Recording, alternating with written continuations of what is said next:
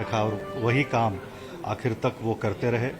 ईश्वर उनकी आत्मा को शांति दे, हम सबको इस दुख से बाहर निकलने की शक्ति दे और उनका कार्य, उनकी प्रेरणा हमारे लिए हमेशा एक दिशा देने वाली रहेगी। और महाराष्ट्र के आने की राजनीति में एक बड़ा नेता आज हमने खोया है और बहुत बहुत दुख हो रहा है ये सब जान के। ऐसी यादें हैं जो आपने उनसे सीखी है और आगे जाके आपको लाइफ टाइम वो याद रहने?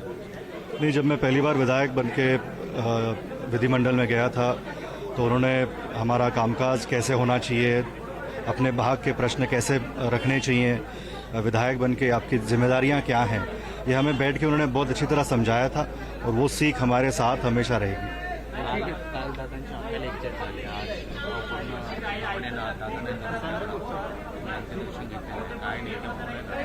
महाराष्ट्राने आपला लाडका दादा गमावला आहे आणि एवढं मोठं नेतृत्व महाराष्ट्राने अनेक दशकांची त्यांची ती महाराष्ट्राची सेवा ही आपल्या डोळ्यासमोर आहे। आम्ही जेव्हा विधिमंडळात नवीन आमदार म्हणून गेलो तेव्हा बारकाव्यानं आमच्याकडे त्यांचं लक्ष असायचं।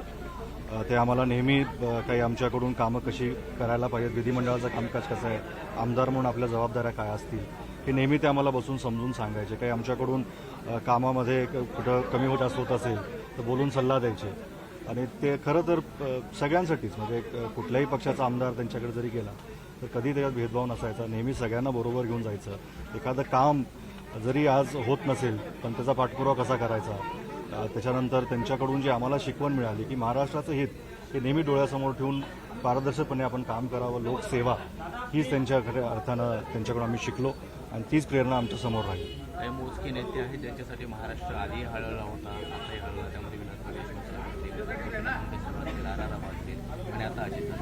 आणि आता महाराष्ट्रामध्ये जी नेतृत्व महाराष्ट्राच्या ग्रामीण भागातून कानाकोपऱ्यातून लोकांनी उभं केलं, कधी कधी वाटतं की महाराष्ट्राला अशी काय दृष्ट लागली की अशी लोक आपल्यातून ते लवकर घेऊन जातात, की महाराष्ट्राची अजून दीर्घकाळ सेवा त्यांच्याकडून आम्हाला अपेक्षित होती।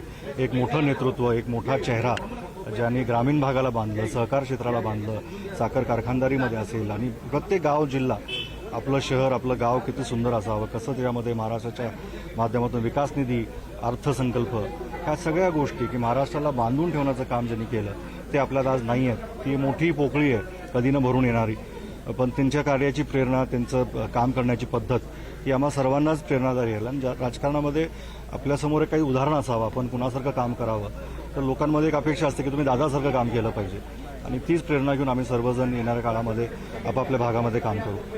थँक्यू।